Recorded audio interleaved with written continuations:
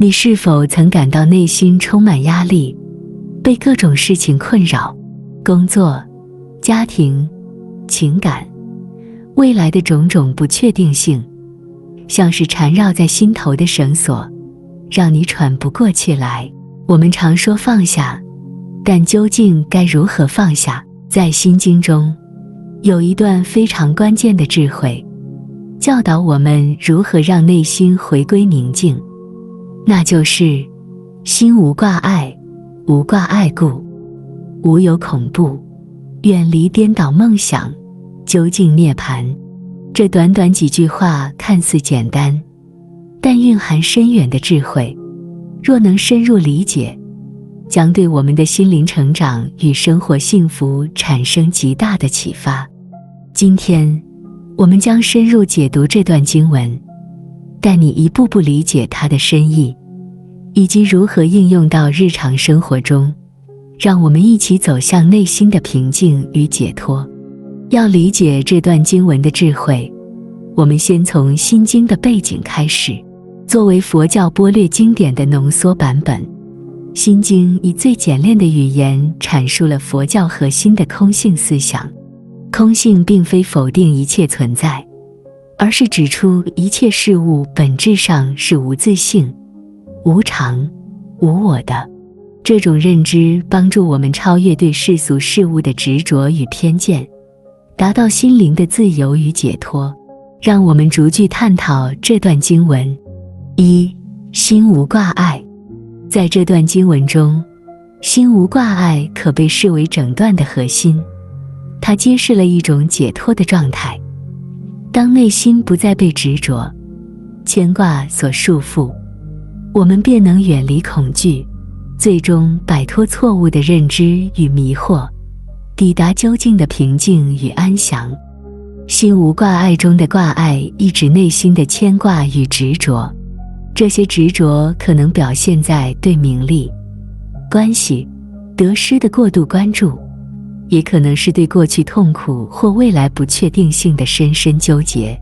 当我们执着于某些东西时，就像抓住了一个沉重的行李，行动受到束缚，内心无法轻松。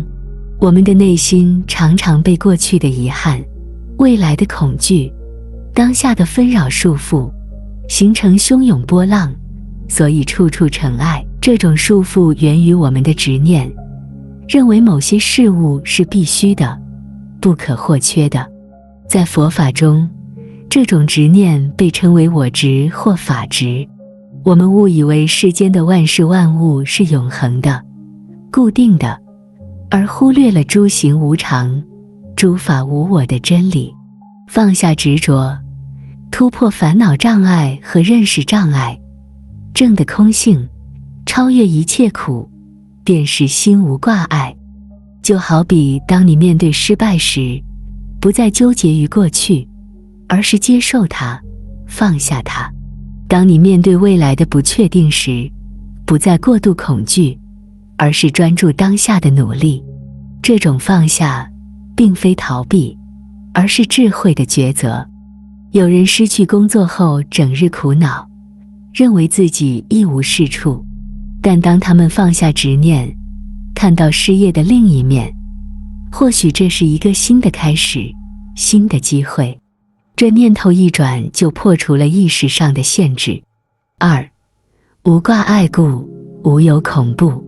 因为心中不再有挂碍，自然也就没有恐惧。恐惧的根源往往是我们的执着和不安。心经告诉我们，当我们放下执着，内心变得通透，不再被外物所困扰，就能摆脱恐惧。无论是生死、成败、得失，都不再成为我们内心的枷锁。而初学菩萨会面临恐惧和障碍，称为五怖畏，它们分别是恶名畏、恶道畏、不活畏、死畏和大众威德畏。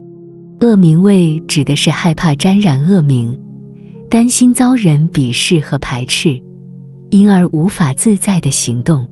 恶道畏指的是害怕死后堕入地狱、恶鬼、畜生三道，此在行为上小心翼翼，避免做出不善之事。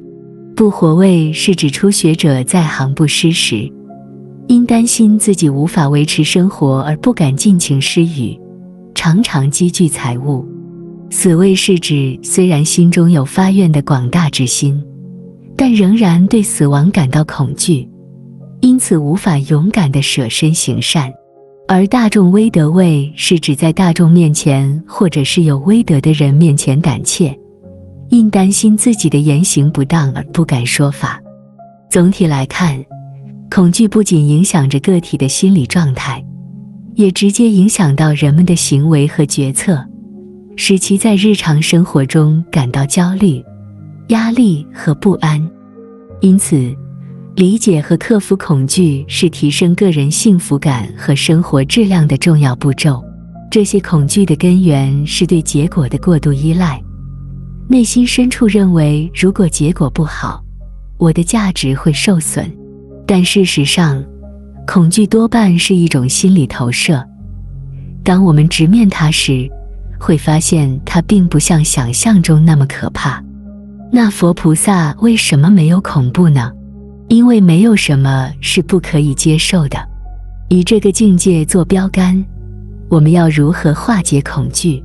一、接纳恐惧，不要试图压抑恐惧，而是允许自己感受它，并对自己说，我可以接受这种感觉。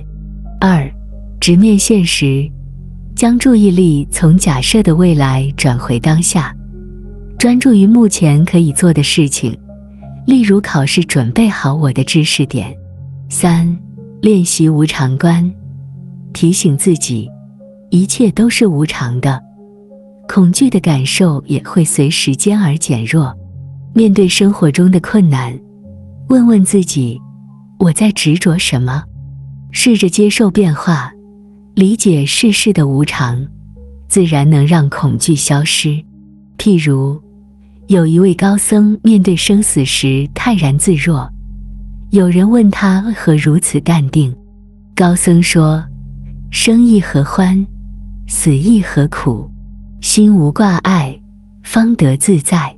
当菩萨不畏生死，自然就没有任何恐怖了，便能一路归结到下两句话：远离颠倒梦想，究竟涅槃。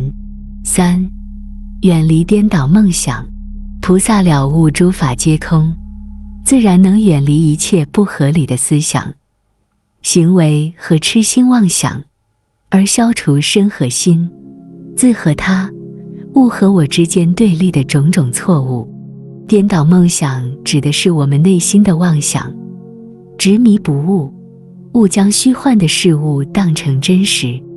凡夫因为我执，也就是执着于我，以及法执，也就是执着于法而产生四种颠倒：一、把无常当成有常；二、以苦当乐；三、把无我当成有我；四、以不净当成净。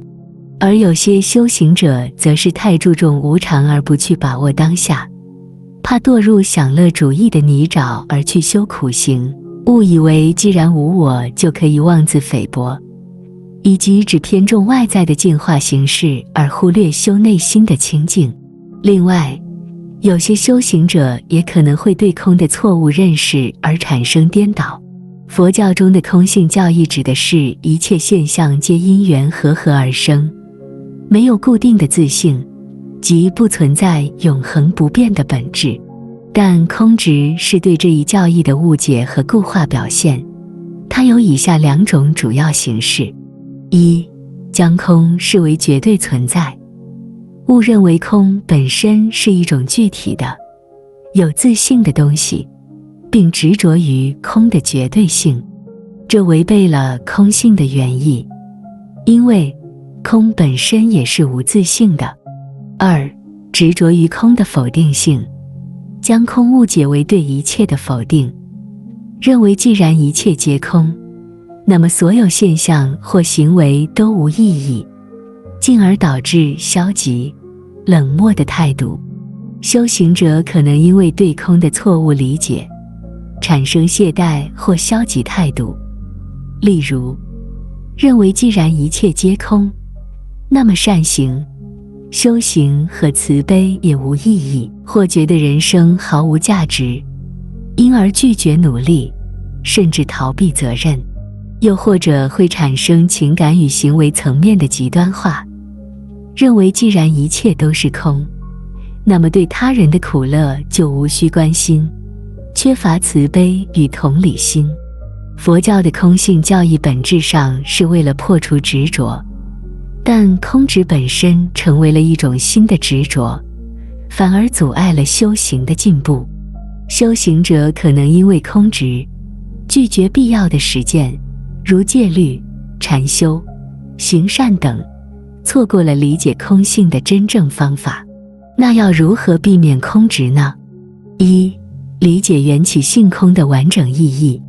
空性并不等于否定一切，而是指一切现象都是因缘和合而生，既非固定存在，也非完全不存在。空是对执着的一种解构工具，并非目标本身，更不是一个终极的存在。就像用一把斧头砍断绳子，斧头只是工具，重点是解开束缚，而非执着于斧头。二、实践正念与慈悲。将空性的理解融入正念生活中，体会到因缘和合的变化性，同时保持对他人和世界的关怀。虽然一切皆空，但慈悲与善行依然是修行的重要部分，因为它们能带来解脱的因缘。三、避免极端化思维。认清空性是中道智慧，而非否定或肯定的极端。空性既不执着于有，也不执着于无。佛教经典中提到非空非有，亦即空性本身也是无自性的，不能将其视为固定的存在。空性是佛教智慧的核心，但执着于空本身会使修行偏离正道。只有认识到空性并非终极存在，而是帮助我们超越执着的一种智慧，才能避免陷入空执的误区。通过正确理解与实践，我们可以在中道智慧中找到平衡，不偏向有或无，从而迈向真正的解脱与自由，达到下一个境界。四、究竟涅槃。涅槃是佛教中解脱的境界，代表着内心完全的安宁与自在，不再被烦恼所困扰，也就是灭尽贪嗔痴的境界。因为所有烦恼都已经灭尽，所以永不再轮回生死。这是一种超越时空的真如境界，也是达到不生不灭的状态。菩萨在究竟涅槃的境界里，已经没有任何生死挂碍，也没有任何不安或恐怖，能自由自在地于生死之中救度苦难，在慈悲地引导他人开悟的过程中，逐渐地迈向成佛的境界。心经中的心无挂碍，无挂碍故，无有恐怖，远离颠倒梦想，究竟涅槃，是一段蕴含深刻智慧的教导。它告诉我们，放下执着，才能真正解脱内心的烦恼，摆脱恐惧，才能找到内心的平静，看破虚幻的妄想，才能活得真实而自在，最终达到内心的宁静与解脱，走向涅槃的境界。这一智慧不仅适用于佛教修行者，也适用于我们每个人的日常生活。如果你也希望摆脱内心的挂碍与恐惧，不妨试着从今天开始，放下执着，觉察内心，让自己活得更轻松、更自在。我们不需要一步登天达到究竟涅槃，只需每天尝试一点点放下与接纳，慢慢的，内心的平静与安详便会越来越常伴随我们。如果这段智慧让你有所启发，请记得每天练习这份平静，让心经的智慧融入生活，成为你心灵成长的助力。